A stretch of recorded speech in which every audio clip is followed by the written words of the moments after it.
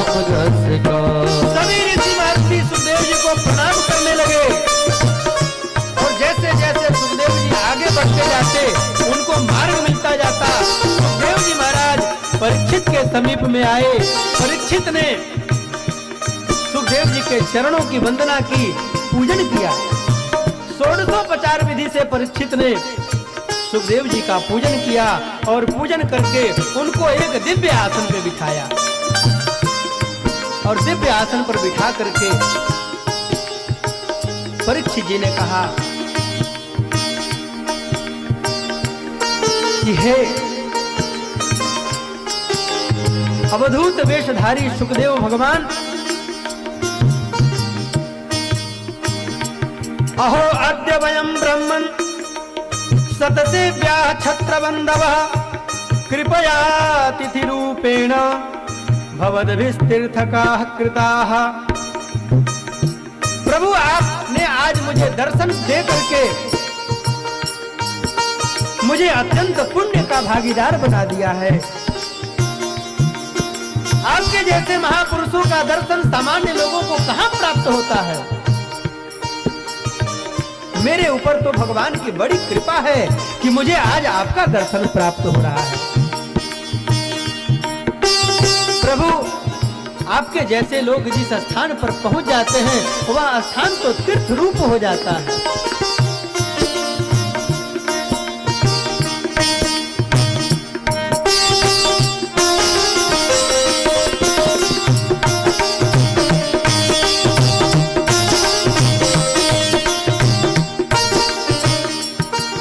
लेकिन प्रभु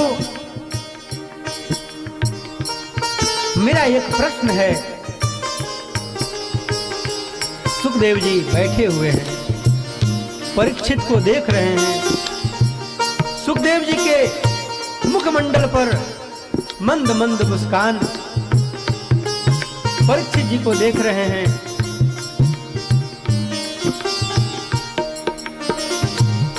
परीक्षित जी ने कहा, प्रभु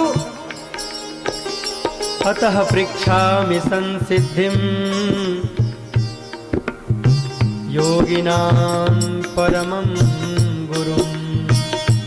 आप योगियों के परम गुरु हैं। पुरुषस्य हयत् कार्यं म्रियमाणस्य सर्वथा।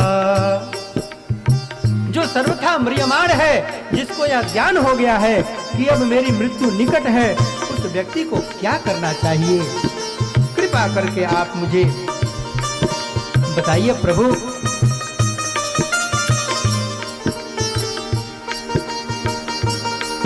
भगवान सुखदेव ने कहा, वरीयाने सते प्रश्न कृतो लोकहितं नृप आत्मवित्सम्मतः पुंसां श्रोतव्यादिषु यः परः। सुखदेव जी के मुख से जो पहला अक्षर निकला वह अक्षर है वो, वरीयान एस, वो को ब्रह्म बीज कहा जाता है। पहला अक्षर निकला वो, वरीयान एस ते प्रश्न। हे परीक्षित, तुमने जो प्रश्न किया है यह प्रश्न अत्यंत उच्च कोटि का प्रश्न है, बहुत श्रेष्ठ प्रश्न है। और तुमने यह जो प्रश्न किया है लोक हितकारी है। इस प्रश्न के उत्तर में जो मैं कहूंगा उससे लोक का कल्याण होगा, जीवों का कल्याण होगा। मनुष्य निद्रया हीयते नक्तं व्यवायेन च वा वयः दिवाचार्थे हया राजन् कुटुंब भरणेन वा। जीव अपनी रात्रि को निद्रा में व्यतीत कर देता है। निद्रया ह्रियते नक्तम, निद्रा से रात को समाप्त कर देता है।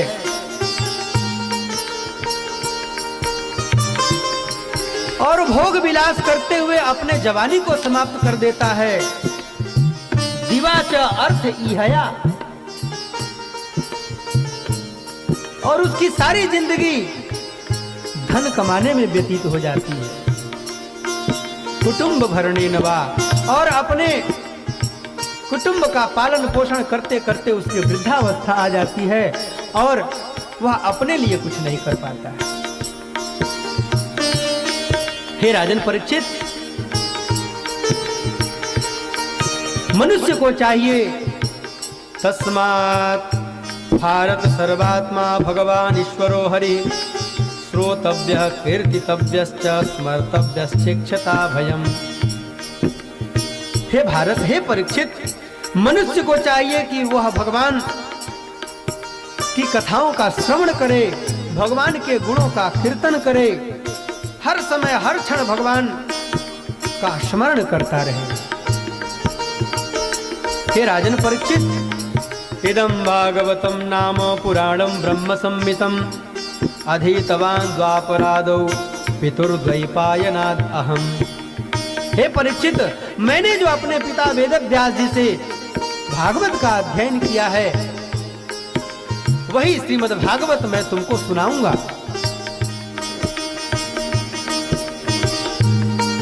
लोग तर्क करते हैं कि सुखदेव जैसा मुनि जो आत्माराम है उनको भागवत पढ़ने की क्या आवश्यकता पड़ी। हे परीक्षित, परिनिष्ठितोऽपि नैर्गुण्य उत्तम श्लोक लीलया गृहीत चेताः राजर्षे आख्यानं यदधीतवान्।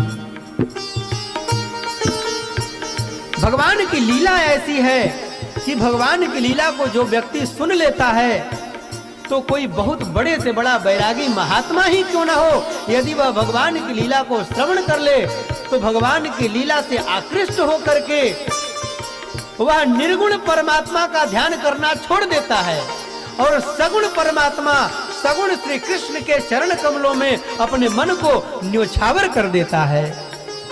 बोलिए श्री वृंदावन बिहारी लाल की जय। हे राजन परीक्षित, खट्वांग नाम के राजा ने तो 2 घड़ी में अपना कल्याण कर लिया था, तुम्हारे सामने तो 7 दिन पड़े हुए हैं। खट्वांग नाम के जो राजर्षि थे उनको इंद्र ने बताया कि आपके पास मात्र 2 घड़ी बची हुई है। 1 घड़ी मतलब 24 मिनट, 24 मिनट की 1 घड़ी होती है, 2.5 घड़ी का 1 घंटा होता है, 2 घड़ी मात्र 48 मिनट। आपके पास मात्र इतना ही समय बचा है। आप यदि अपना कल्याण करना चाहते हो तो इसी समय में अपना कल्याण कर लीजिए। हे राजन परीक्षित, खट्वांग ने तो थोड़े समय में भगवान का ध्यान करके अपना कल्याण कर लिया था, तुम्हारे सामने तो 7 दिन पड़े हुए हैं। और सत्यता यह है कि हम लोगों के सामने भी 7 ही दिन पड़े हैं, क्योंकि दिन तो 7 ही होते हैं। रविवार से गिनेंगे तो शनिवार तक जाते जाते 7 दिन पूरे हो जाएंगे। सोमवार से गिनेंगे तो रविवार तक आते आते 7 ही दिन होते हैं। और इन्हीं 7 दिनों में कोई ना कोई एक दिन हमारे लिए भी निश्चित है। कभी कभी कुछ लोग प्रश्न कर देते हैं कि महाराज, परीक्षित जी को जिस दिन श्राप मिला उसी दिन से ना 7 दिन गिनना पड़ेगा। तो परीक्षित जी को जिस दिन श्राप मिला, परीक्षित जी शाम तक अपने घर आए होंगे, फिर उसके अगले दिन अपने पुत्र का राज्याभिषेक किए होंगे, तब ना फिर गए होंगे। तो 2, 4, 5 दिन तो इसी में चला गया होगा। फिर उनके पास ज़्यादा समय कहाँ बचा होगा कि वो जो है 7 दिन की कथा सुन पाएं।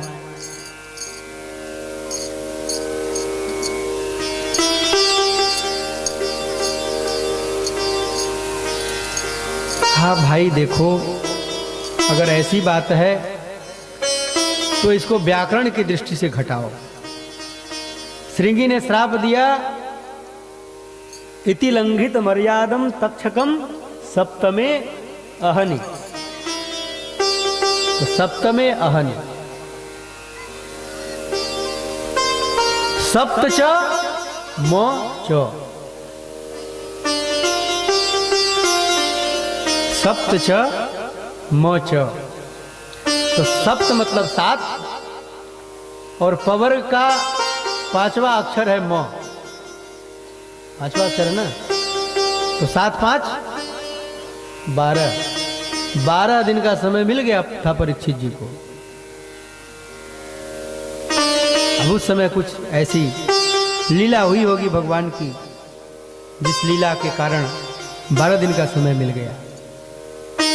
12 दिनों में 4-5 दिन राज्य काज को व्यवस्थित करने में लगा होगा। फिर 7 दिन कथा सुना परीक्षित जी ने। सुखदेव जी महाराज कहते हैं, परीक्षित, वैसे भी काल जब आता है तो व्यक्ति को सावधान करता है। मृत्यु आने से पहले व्यक्ति को सावधान करती है। जब हमारे बाल पकने लगें तो समझ लेना चाहिए कि अब धीरे धीरे परिवार की माया ममता को छोड़कर भगवान का भजन करने लगें। लोग कहते हैं कि भाई जवानी में क्यों भजन करें, ये तो बूढ़े लोगों का काम है, वृद्धावस्था आवे तो भजन करना चाहिए। जवानी में भजन नहीं करेंगे तो बुढ़ौती में भजन होगा। जन्म जन्म मुनि जतन कराही और अंत राम कही आवत नाही। ऋषि महर्षि मुनि लोग, बड़े बड़े अमलात्मा विमलात्मा महात्मा कई जन्मों तक तपस्या करते हैं और जब मृत्यु का समय उपस्थित होता है तो मुख पर भगवान का नाम नहीं आता है। मृत्यु के समय में यदि भगवान का नाम जिह्वा पे आ गया तो व्यक्ति का कल्याण हो जाता है। मृत्यु के समय में भगवान का नाम जल्दी जिह्वा पे आता नहीं है, क्योंकि वात कफ और पित्त से गला अवरुद्ध हो जाता है। कृष्णस्त्वदीय पदपंकज पंजरान्ते अद्यैव मे विशतु मानस राजहंस। प्राण प्रयाण समये कफवात पित्तैः कंठावरोधन विधौ स्मरणं कुतस्ते। भक्त कहता है, प्रभु आप तो हर क्षण मेरे ऊपर कृपा बनाए रखिए और ऐसी कृपा बनाए रखिए कि मैं हर क्षण आपका नाम लेता रहूं, आपका स्मरण करता रहूं। क्योंकि प्राण प्रयाण समये कफवात पित्तैः, जब प्राण के प्रयाण का समय आता है तो कफवात पित्त के द्वारा गला अवरुद्ध हो जाता है और ऐसी स्थिति में न आपका ध्यान हो पाता है, न आपका स्मरण हो पाता है और न ही आपका नाम जिह्वा पर आ पाता है। तो मृत्यु व्यक्ति को सावधान करती है। काल मनुष्य को चिट्ठी लिखता है, जब दांत टूटने लगे तो समझना चाहिए कि अब हमको भजन करना चाहिए। और हम तो कहते हैं कि कर सो कर्म करो विधि नाना, मन राखो जहां।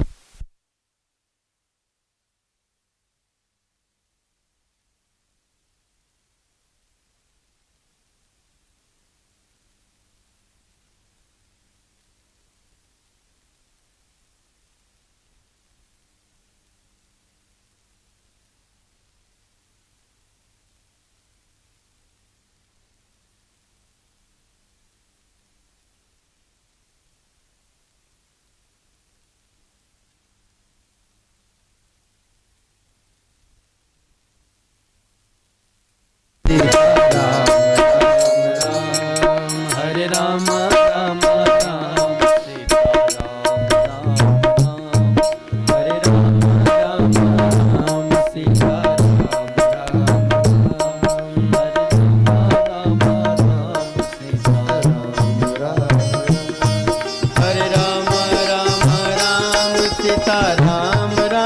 राम, हरे राम राम राम सीता राम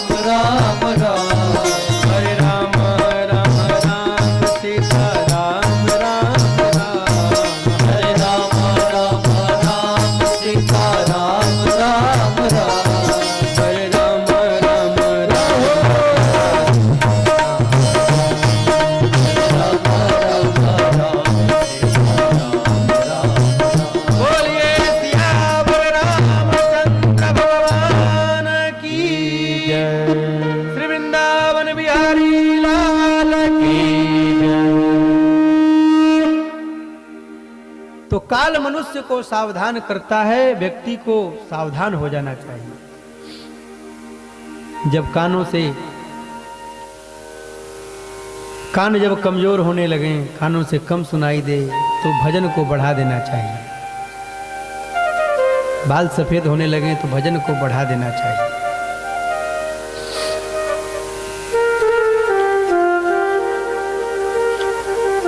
भगवान श्री कृष्ण मेरा स्मरण करके शरीर का त्याग करता है, वह मुझे ही प्राप्त होता है।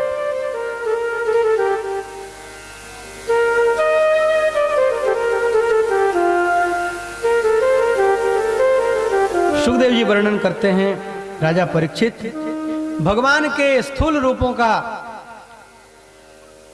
रूपों की धारणा करनी चाहिए।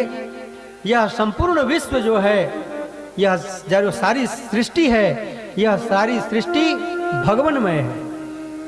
भगवान ही सारी सृष्टि में व्याप्त हो रहे हैं, हर जगह विद्यमान हैं।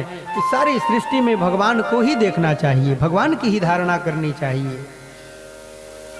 व्यक्ति को यम, नियम, आसन, प्राणायाम, प्रत्याहार, धारणा, ध्यान के द्वारा अपने मन को एकाग्र करना चाहिए।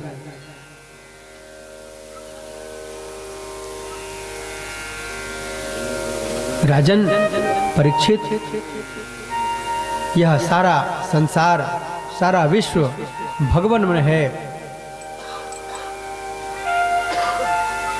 सब में भगवान को देखने से दोष दृष्टि नहीं होती है, इसलिए सब में भगवान का दर्शन करना चाहिए। और वैसे भी भगवान तो हर जगह है। हर देश में तू, हर वेश में तू, तेरा नाम अनेक, तू एक ही है। हर देश में तू, हर देश में नाम